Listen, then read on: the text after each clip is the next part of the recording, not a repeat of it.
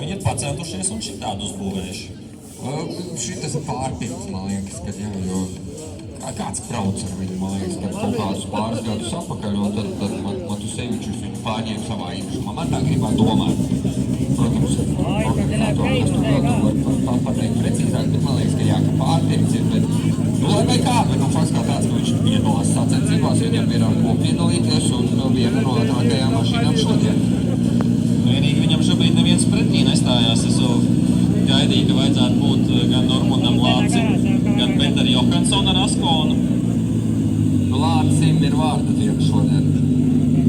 Varbūt pietika ar to vienu kvalifikāciju. Viņš pietic, viņš čalis, kā daudz laba nevajag.